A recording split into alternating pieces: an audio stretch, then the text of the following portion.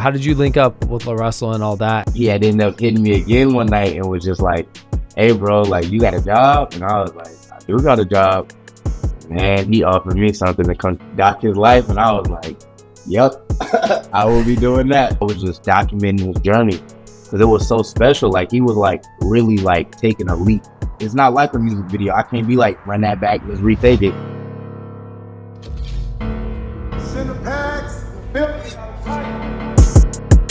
Welcome to the Cinepacks podcast. I'm your host, Tyler Casey. Today we got a very special guest, Splash.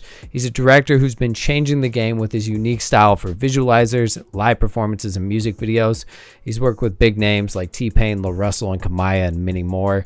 He's also built his own platform, Splash Bakery, where he drops live performances with artists with a live band, correct? Correct. Wow. Awesome, Look bro. at that. Yeah, come on. That's dope in there. Hearing that come from you, bro. I've been watching your videos for hella long. Which is crazy. I was going through your stuff today. I was scrolling through everything, and I hella saw you shout out just a bunch of Bay Area directors and whatnot, and I heard you mention me, so I appreciate that. Bro, I'm telling you, bro, my goat. I was fine. But yeah, so it's been crazy to just see like what you've been up to. I feel like it's maybe been like the last couple years, especially like your work with LaRussell. Like I kind of want to get into a little bit of that to give people some background, and then we could go back to how you started and everything. But I feel like the one thing that's like really been standing out is one, the quantity of what you guys have been pumping out like as this team with LaRussell, and it's really just been something that I feel like people haven't really seen before. This type of like creative. So how did that all come about? How did you link up with LaRussell and all that? And then So I was just shooting videos, like, doing music videos, still building out my own platform. But my uncle, he had hit me one day because he has his own platform as well, like where he does like interviews, different football games, and he covers like games and shit. Yeah, he had hit me like, hey, I got LaRussell coming through for an interview. I'm like, don't be lying. I'm like, are you for real? He like, I got him coming through. So he asked me to come shoot it. And I'm like, hell yeah. Like, I called my shoot off. Come pull up and do it. So I ended up pulling up over there. And while I'm shooting the interview, bro, something just kept nagging at me. Like, just show him a video. And I didn't, honestly, bro, like I had my uncle, he had a few other artists come through there, and it wasn't much luck. Like I had shown them videos. They really care less stuff. But something just kept telling me show him, and so I ended up showing him the video, bro. And it wasn't like one of my greatest videos, but he was like, "You did all of this?" And I was like, "I did all of this." And he was like, "I'm gonna have you direct a video for me." And so we just ended up landing that night, but I didn't even end up shooting as a for him for like 5 or 6 months. That time had went by, and he had ended up hitting me again one night and was just like, "Hey, bro, like you got a job?" And I was like, "I do got a job." And he was like, "How much you make at your job?" Man, he offered me something to conduct his life, and I was like, yep, I will be doing that. I ended up, he told me to put my 2 weeks in, like maybe a day or two after that. And I ended up putting my 2 weeks in, but he called me and was like, pull up, we're going to just talk. And while I'm in the backyard chopping it up with him, he like, what you doing tomorrow, actually? I got a show. I said, shit, I just got work. He was like, oh, yeah, nah, just finish off at work. I called my job literally like at his crib, in the front yard, like, I'm not coming back. I quit. And I've been with him ever since. I didn't even finish off my last 2 weeks. That's crazy. Were you nervous at all, like, putting in the 2 weeks? You know what I mean? Like, especially, Absolutely. like, yeah, because, like, did you really work with him since then? Or was it kind of just like... No, we had done no work yet. That's wild. He actually had hit me to, like, direct the music video. And while in the week of that, like, while writing the treatment, that's when he hit me like, hey, you got a job? And the rest was history. But I had done no work with him yet. We hadn't shot one video. I didn't even know how he was as a person yet. He just had me pull up to his house and ran the idea by me. And man, I was like, bro, this is crazy. Like, he changed my life completely that night when he asked me to come document his life.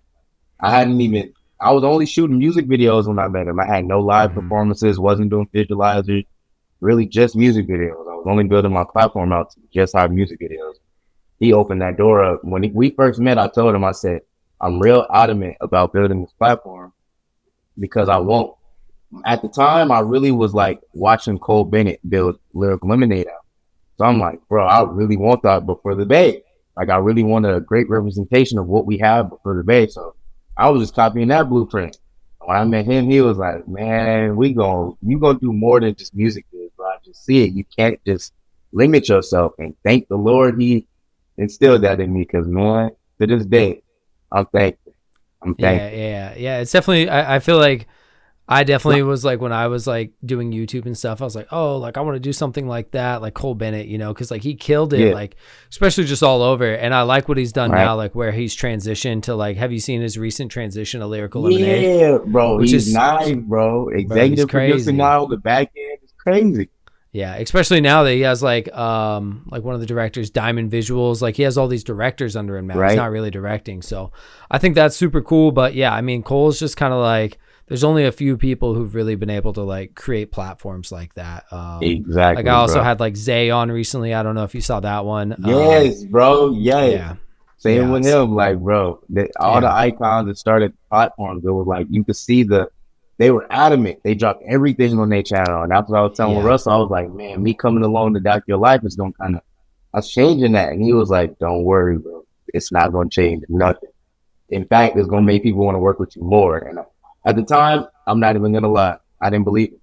Like, I was like, people gonna look at me like I'm selling now. I hadn't really dropped other videos elsewhere unless they had to. Like, I had a few situations with Isler where, like, they kind of sign artists. So it was artists that was in contracts that we ended up doing a whole full video and everything. And then when the business came time to drop, they're like, nah, they dropped it on Isler. So it's like, that was the only time I've ever had instances. Like, anything else, it was either on my platform or I wasn't going to shoot it.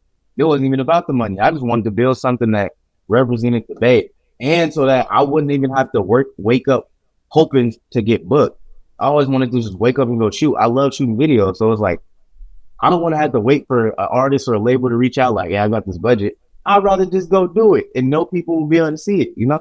I feel like that's the thing with a music video platform too, is which is hard, is one, the amount of effort that goes into a music video, and like to Right? make a music video platform pop off, like some of these ones that just come to mind, you know what I mean? Like Thizzler and all these other ones, like you just have to have so much quantity. And like, even like with Cole, like his is just like crazy stylized, you know what I mean? So I feel Right? like that's one of the hard things, is to create a platform. And I feel like it just needs to have like an original idea. So when you started Right. working, what was it like in the beginning working with LaRussell? So you were creating like daily content for him. Were you just following him around, or what was that like?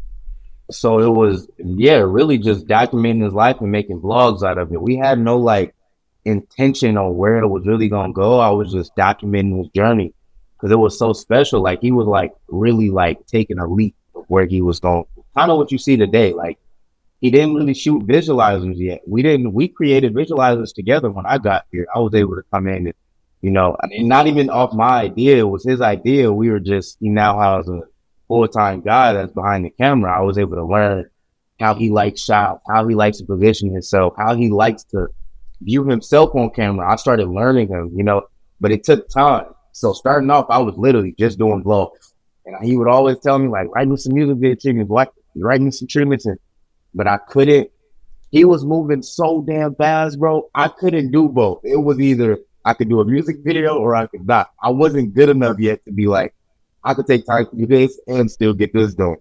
So I just focused mainly just documenting this life and learning how to get good. Like, last year was literally just me learning how to document properly, how to get audio properly, things just, on the fly. Thing. It's not like a music video. I can't be like, run that back, let's retake it. It's like the moment happened. I can't go back in time. I had to capture it properly. If the audio was fucked up, that's just on me. So last year was just literally a learning curve, a lot of hiccups, bro. But I feel like now I finally got my stride. We ended up finishing off the year, actually, my first year and last year. He ended up getting that Live Nation deal. And with the Live Nation deal, we have to turn in a documentary, which I'm going to end up turning in this year in December. It's called Lead 50. So really all last year was just preparing me for the run he's had this year to properly document it. I've been working on that doc all year, just literally going back and filling in pieces from our trips and when Snoop Dogg and when we were on tour with T-Pain, everything just kind of like funneling into one big documentary. Yeah, it's, I think that's one of the craziest thing. If no one's ever like really like looked at LaRussell's or like follow LaRussell, like his page, it's kind of insane. Just like how many times he posts, how much Right. content he creates, and I think one of the biggest shift was the visualizers because like what I noticed from like just being on the outside, it's really interesting. Like he'll drop a visualizer for like a song. And then like also like if the song is like popping, he'll drop like 3 or 4 visualizers for it. Like Yeah. just like a like, and it's just a one take. It's like one takes have been around for a while, but it's just like the amount of quantity that's been put behind it. And then also repurposing those as vertical content. So it seems like Yep. from my perspective, it seems like you try to frame him in the middle so you could just reframe it for vertical. And Exactly. then sometimes I've even seen him drop like a full like song on like a reel or like a really long section, but like, and those will just go crazy. So I feel like that's where I just saw like him popping up all over in like these reels and like even just on YouTube, you know? So when did that kind of whole thing start up? Like where you guys were filming these visualizers? It started with a song called "Oh Dear," and it was produced by a producer named Ugly Marco. I remember we were outside, or no, he told us all to come to his house, me, B Gigs, and Yasion, and we all linked up at his house, and we were like just plotting out ideas right then and there about like maybe a music video, because we didn't call them visualizers then. We were literally linking up some video. But when we got there, he said out loud, he was like, I don't know if we could do a video, so maybe we'll take the best scenes that we dropped up and we'll just recreate the best scenes. So we ended up just going outside, bro. We had a lawnmower, wanted a safety vest, and just was like, we just gonna create some dope content. So we ended up getting a bunch of fire shots with that. And we ended up stitching it together kind of like a music vid. But it was a lot different on my end because usually like for our music videos, I would go into it like, oh, I'm gonna do this shot so I can do this effect, or I'm gonna do this, but it was none of that. It was just straight up, we gonna shoot, figure it out later. So that was like our very, very first one. And after that, we just kind of went on a run of just, he was like, his idea was capture the very best shot. Let's drop up a bunch of shots, but let's get the very best scenes and just do them in one take. And now it's to the point where it's like the scenes move. They started off so just basic, one area, move back and forth, maybe move back and forth. Sometimes we even set them up on tripods.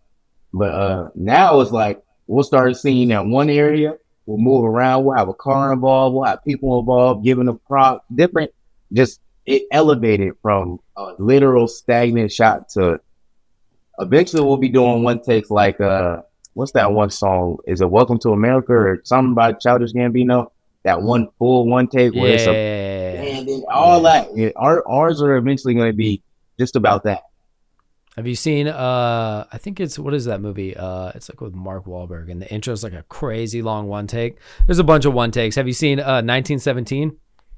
I haven't, but matter of fact, let me put that in the my whole movie. The whole movie's a one take. I love they hide cuts in it, but like the whole movie's a one take. It's pretty good. If you're a photographer or filmmaker, you should definitely check out Cinepac's lens filters. We have lens filters for photographers and filmmakers that offer unique in-camera effects. We have soft filters to give your photos that nice cinematic glow, as well as in-camera effects filters that can really level up your shot. Use promo code LENS15 at checkout and you're going to get 15% off your lens filter order. Now back to the episode.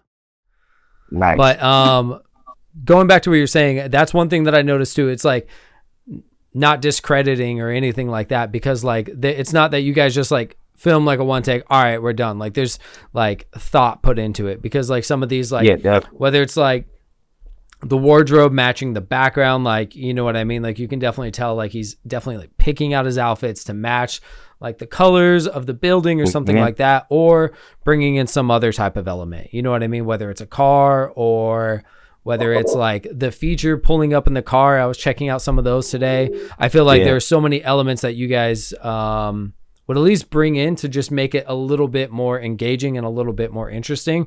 Whereas like just a gimbal shot of an artist gets boring really quick, right? So what's, you know what I mean? Like what can you elevate to make this a little bit more interesting?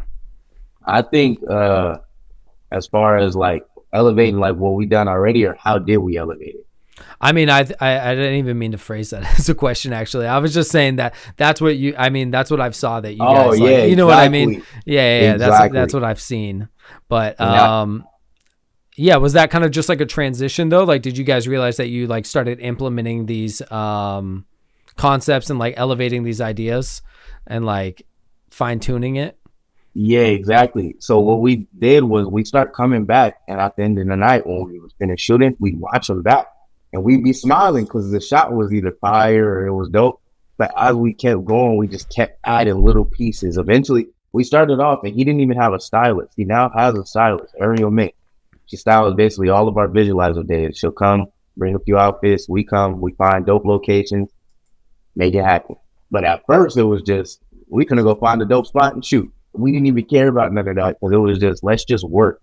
Now that it's like a thing that we do, we take our time and we kind of try to draft up the best idea that can implement, make the song fit, you know.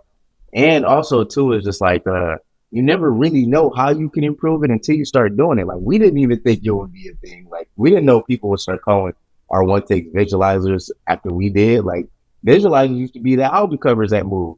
And now Yeah, they're or like it's our just like visuals, you it know? was like a B-roll clip of like, like Exactly. some footage or something like that. Yeah, yeah, for sure. So one thing that I noticed is I have a couple questions, but the I noticed you shoot on the Ronin 4D, which I feel Yep. like is some people love it and some people hate it. Why the Ronin 4D? Why not like a gimbal setup? What kind of made you pick that camera? So when I got here, LaRussell already had one. It was like Oh, his okay. day-to-day camera. And so I was already giving it to Doc and I fell in love with it. I know a lot of people, I've heard the same thing. Like people be like, man, I hate that fucking camera. And I'm not gonna lie, I've had times where I'm like, man, this camera, because it kind of has a mind of its own sometimes. Not gonna lie, no matter how good you balance it, no, you know, it's the piece of equipment, so it's gonna have its technical difficulty, and it's the first version of it. So it's like Mm. they haven't came out with another updated version. Well, the 8K now, and we got the 8K too. We had the 6K at the time, but I love this damn camera. Like it's an all in one. The body is connected to the gimbal. You don't have to rebalance every time you turn it on. It literally once you balance it once, it's calibrated. You just auto tune it through the body of the camera. And yeah, I love it. It's sitting right here on my desk. Same Hey. thing, real Damn, how close. much It's does that like thing weigh? uh, honestly, bro, probably about like 8 9 pounds.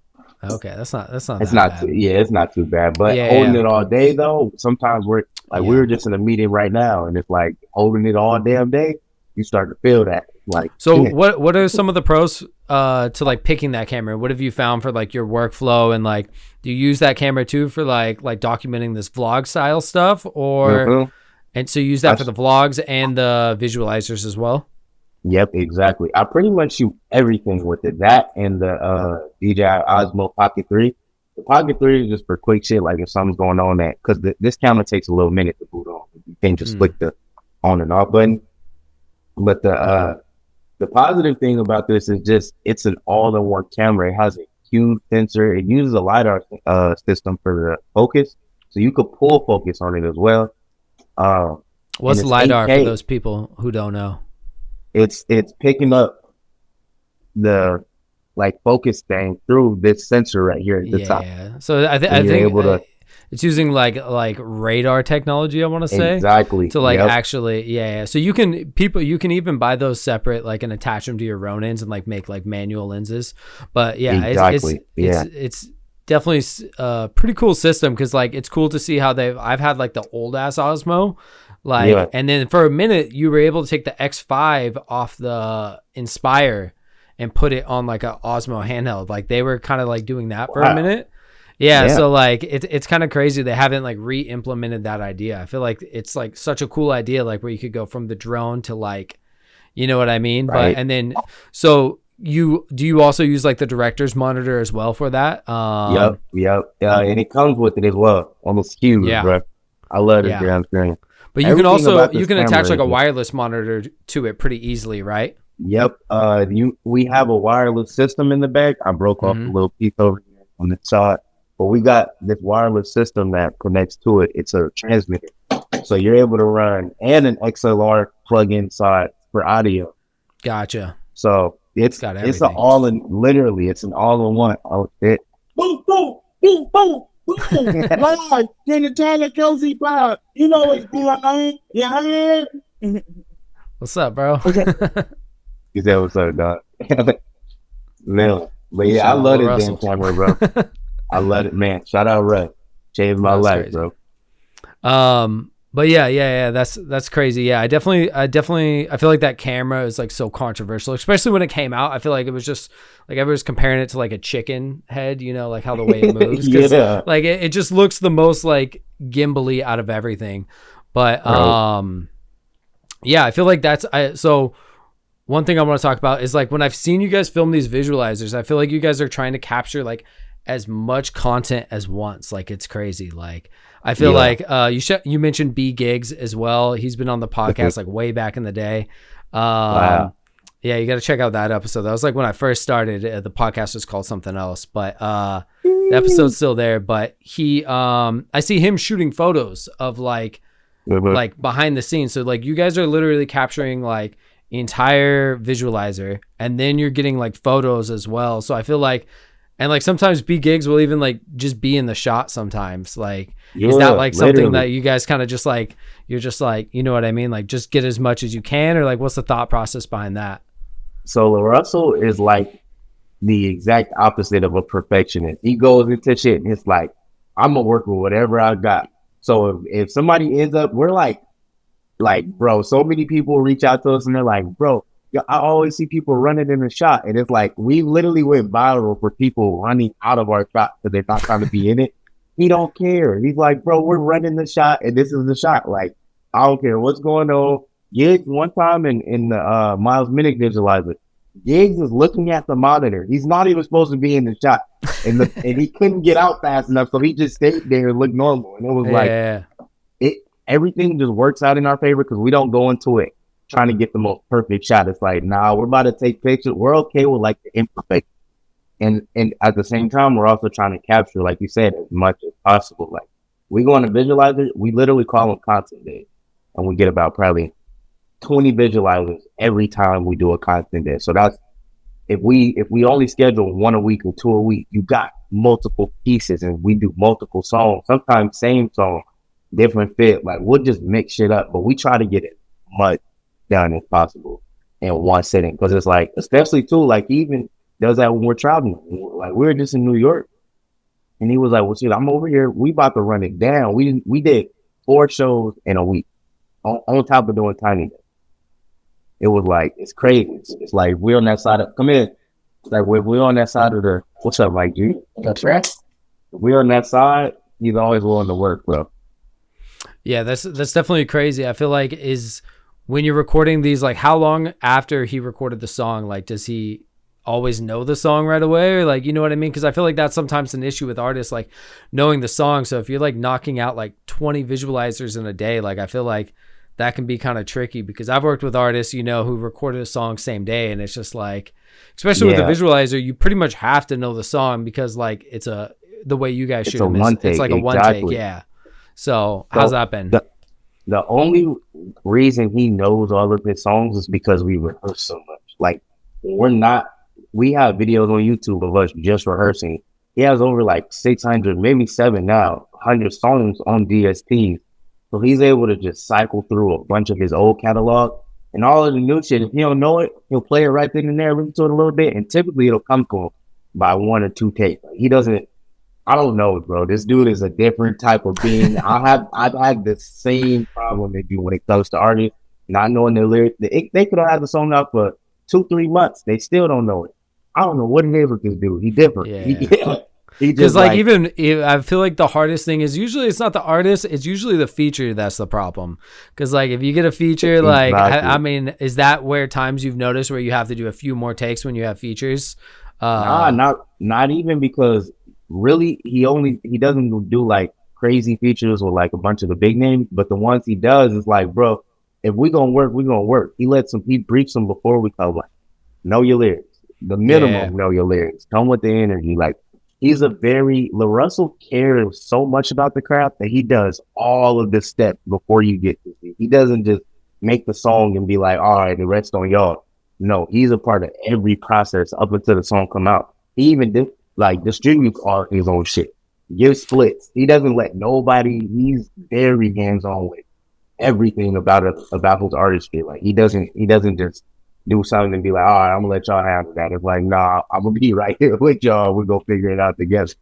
So it's Yeah. like he really cares, bro. He's not making these songs passively, just making them and pushing them to the side. He's making them personal, remembering them, playing them.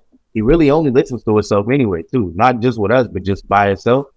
So he's always in flow of like what he's doing. He's very like aware. Damn. Yeah, that's crazy. So He when makes did my the job easy, bro. Yeah, Honestly, for it's like sure. I literally I couldn't have it no easier. This is like one of the easiest. I live with him. We're in the same house right now. That's how he was able to walk in here. That's hella Like funny. he's very hands on. When did so what is your role with like editing? Are you editing like clips for him, or is there what is kind of like the team like for pumping out all this content? So I do pretty much 99% of documentation except for like shows, theater handles the shows. So yeah, I document pretty much everything. Now as far as editing, majority of the clips that get edited, me and him are editing them. All the like dot stuff with sound effects and the like edited stuff, I'm pretty much doing. But like if it's a quick clip that just I just want to post this right quick, put captions on it, he'll handle all that shit itself. Like all the quick, non really like brain power shit, he'll knock that shit out. But also, uh, he'll even like cut clips up and then like delegate them to me, Cujo, to cut up and add edits on or whatever. He's very like hands on with that process too. But all of the like, I wouldn't say like edits where it don't really matter, but like the edits you could tell like okay they took a little bit more time on it. I'm pretty much producing all of those because I'm doing all the like the doc work and shit too. Yeah, And that's also too with that, like I'm also in the same midst of that, taking all those clips that make it on the internet, but that also should be in the doc, and I put them in the doc as well. But with just a bit more sauce, because everything don't got to be like dressed up for the internet. You know, we don't put everything in like the proper form, but majority of the stuff we do. Yeah, that's what I've been playing with too. Is like with the podcast, like different levels of clips. Like I have my editor making like crazy clips, and then I've Yeah. been playing around with like Opus. I don't know if you've tried Opus Clip yet, but like Nah, I'm about to look. Everything you're it's like saying, I'm putting it right in my phone I right now. appreciate it's like some AI website, but it's just nice. It'll like I can throw this podcast into it. You could throw any long form interview, and it'll like highlight random stuff. But you could also type in like let's say like I wanted to highlight like us talking about cameras. I could say like cameras, and then it'll find all the clips where we talk about cameras, and it puts captions. But the cool thing is you could download the XML to like Premiere or DaVinci, and then you could go in and add your own B-roll. So it'll have like these really nice captions, but you can still throw in B-roll. It's pretty cool. It's not perfect, but I've been playing around with it, and I've been able to make some pretty good clips. But still, the ones that have went really viral are the ones that my editor have done. So I'm waiting to see if I could edit I mean, I still put a decent amount of effort, but not as much as like my editor's doing. So Yeah, nice. And but see, yeah, that's kind of what we're on exactly. Like yeah, in your case, what LaRussell would do is throw them in the mud, which is basically like the same thing. You could throw like a long form video in there, and it clips all the pieces that it feels like will perform well on yeah. So it's the YouTube. same thing. And What's the name of that one? Caption them too. It's called Munch. Oh, okay, gotcha. Yeah. Yep. It's the same thing. Yeah. So yeah, Exactly. Yeah. I'll have to check out that one. But yeah, I mean it's cool. I mean I feel like especially now you have to put out so much content and like just like be consistent with it. Hey, we appreciate you listening to the Cinepacks podcast. We actually don't have any sponsors for this podcast. It's all self-funded. So if you want to support us, head on over to our website, buy some digital assets or a lens filter. We'd really appreciate it. Enjoy the podcast. So one thing I want to talk about too is like when did the live performances kind of start happening? So I know LaRussell does like every Sunday he has like a concert, right? Is that at that house or what's every first of the month we have like backyard shows. Yep, the residency shows. And then so like when did yep.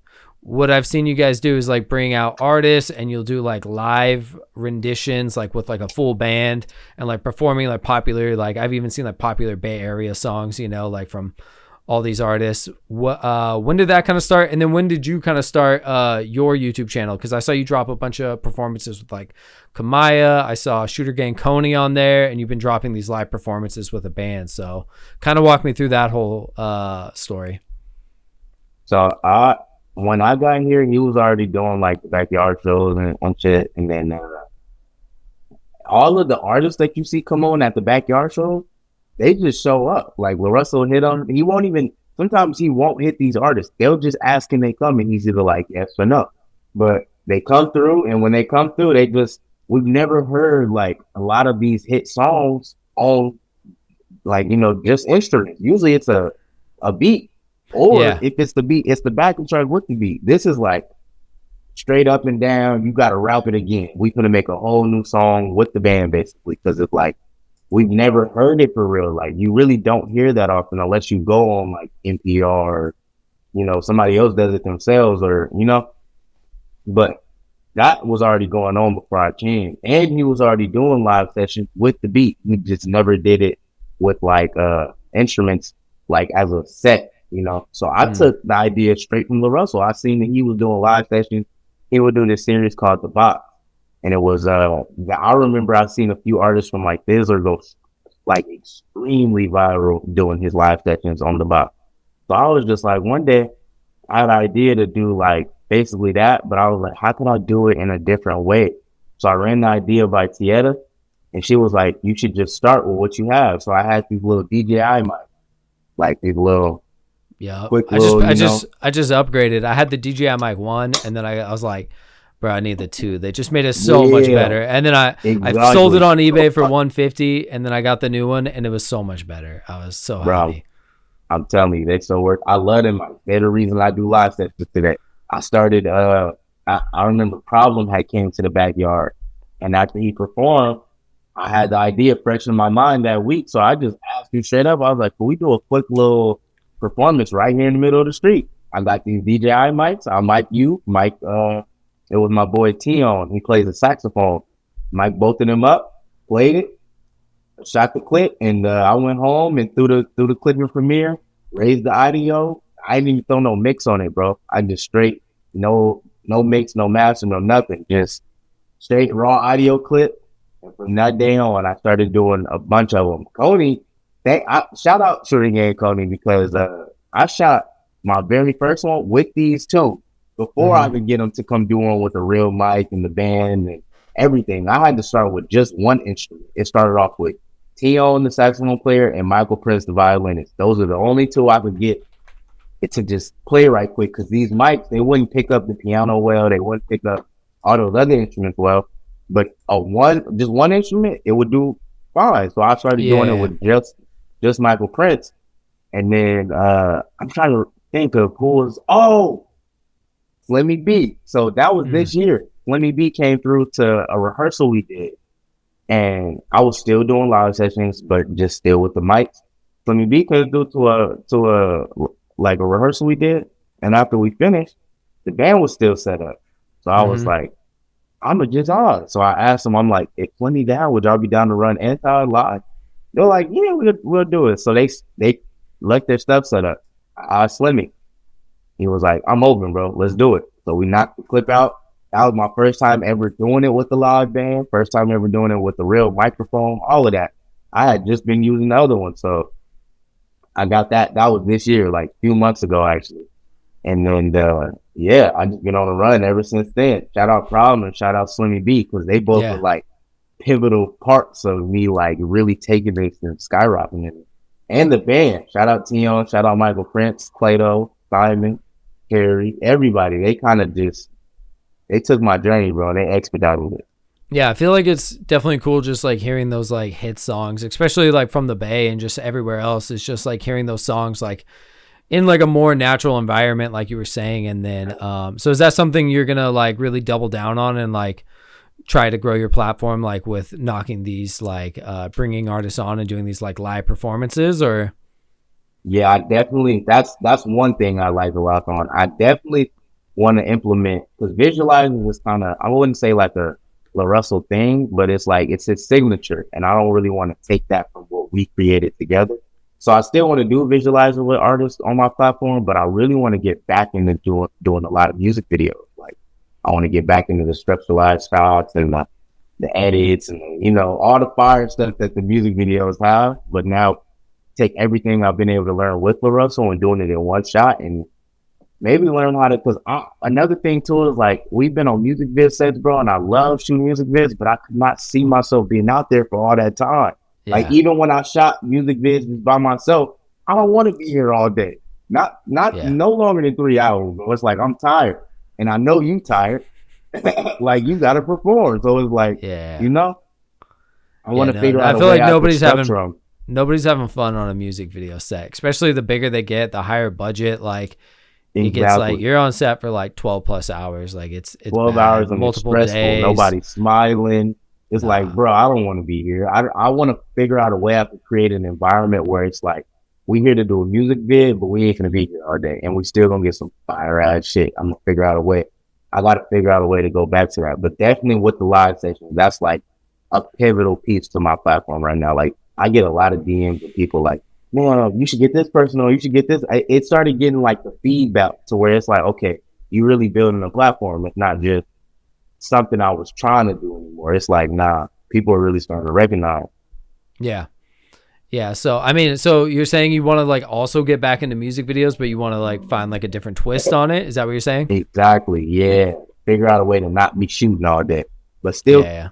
get a dope vid out. Like how Yeah. long, I actually, since we're on this, I watched the On Me music vid by Yeah. SOB. I was one of my favorite music I videos, bro. appreciate And that. also the ABC song with Yeah. Nefertera. Bro, them two music bits to this day, I go back and watch them for inspiration all the time. I appreciate that. All the time. I love them videos. How long did those take to shoot? It's crazy because like those, like I really felt like I wanted to like prove myself. So both those videos I made no money on. I reinvested all the money into crew and everything. So like, you know what I mean? And I was like, not obsessing over it, but like I was just like nonstop thinking about it. Like when I like got the small budget for like On Me, like I straight up was just like driving, thinking about it nonstop. And then like all of a sudden I had the idea. I was like, oh, like I'm gonna make it like a homicide scene. You know what I mean? And I found like a cop car. This guy was like on Craigslist, and like now, like when I found him, no one's ever used the cop car in the Bay. And I found this guy on Craigslist. It was like random. I searched cop car on Craigslist, and it just popped up. And I was just Wow. like, so I hit this guy up, and then he came through, and then I want to say we started around like we shot at Soundwave, got there around like 8 or 9 a.m. And then like we probably wrapped around like 5 or 6. But like, it was probably almost like a 10, 12-hour day. But like with prep and everything else, like it was a crazy amount of work.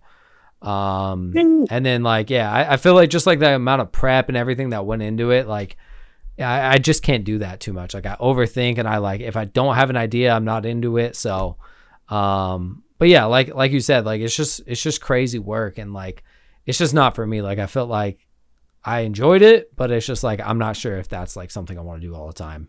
I respect that, bro. I respect it because as bad as I want to go back, I'm saying it now, but 5 months might come and I still might be doing it one take in live.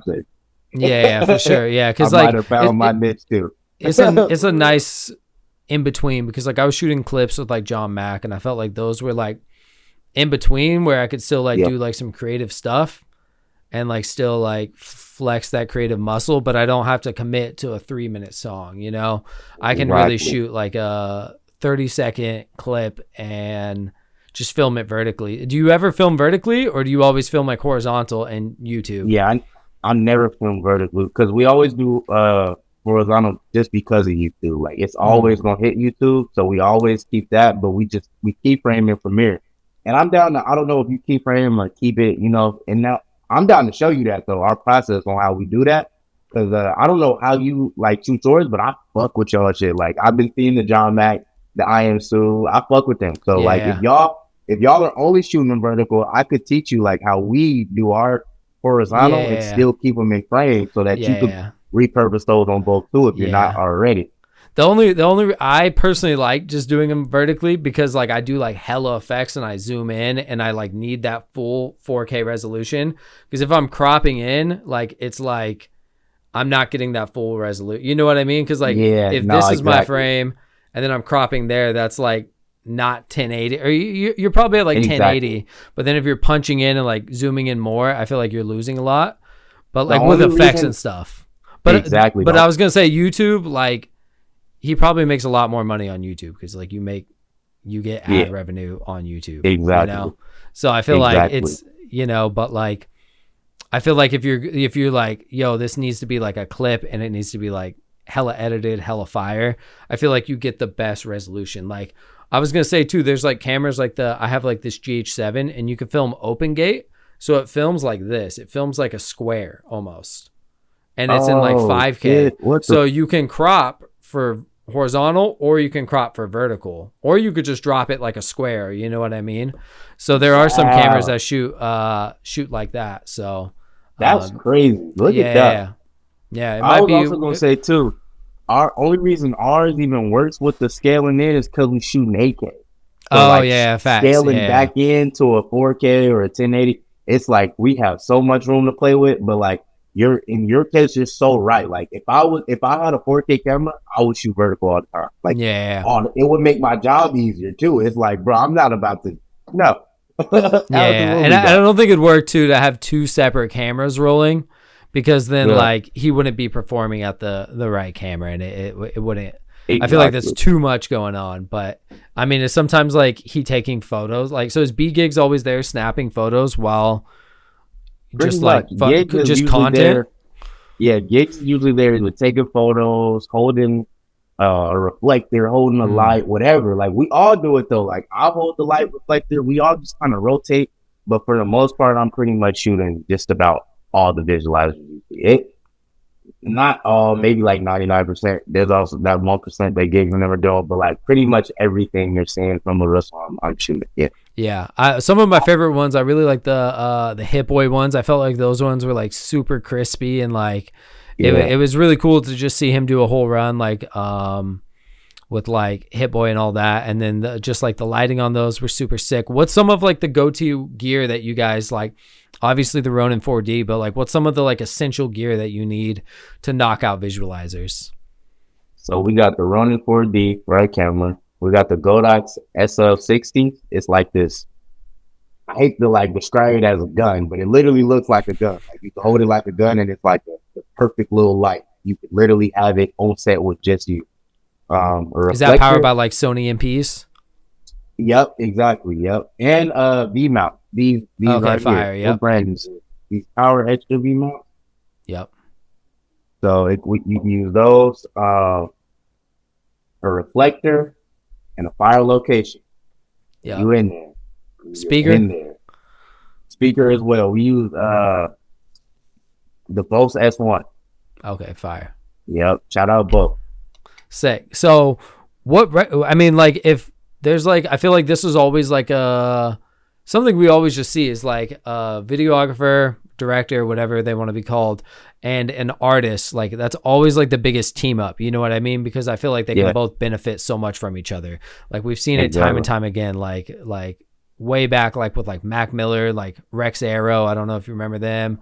Like Yep. Russ and Edgar Steves, like Yep. they had like that big Yep. come up. So I feel like this is like what would you recommend like an artist and a videographer, where would you recommend them to start to like help blow up like an artist? Like would you recommend someone to start shooting visualizers with an artist? Like what kind of content would you recommend for them to kind of just both help build? I'd find a dope artist that you really believe in, whether they're big or not. Find an artist and then become of service for them, whether that's shooting visuals or doing their any type of work, really like the admin work. Just become of service for someone that you think is dope, whether they got the money or not. Like, and preferably find them before they got the money and before they blow up. In my case, I didn't because LaRussell was already established when we met, but I had already built a platform to be able to show him like this is what I'm doing.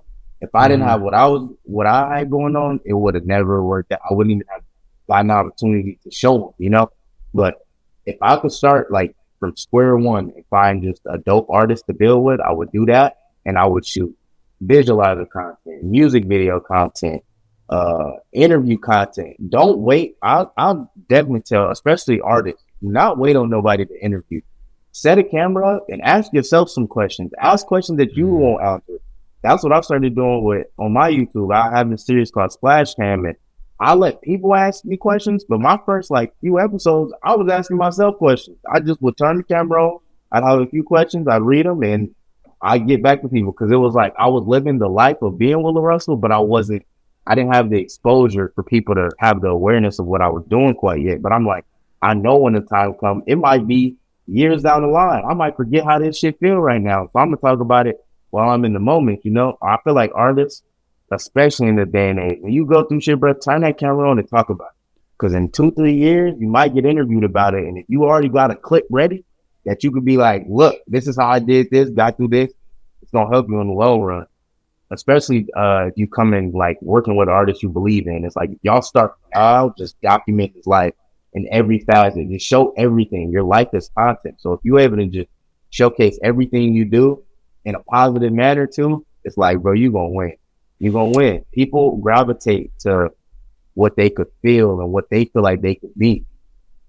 Nah, I definitely agree. I feel like also too, just the fact of like not just being like, oh, I'm a music video director. Like if I mean, if you want to just be a music video director, that's fine. But if you want to like grow with an artist and like kind of build a team, like I feel like creating different types of content, like you were saying, like, you know, like interviews, like vlog content, like all that. I feel like that is something that can really help like build a brand and build a, you know, just an artist up.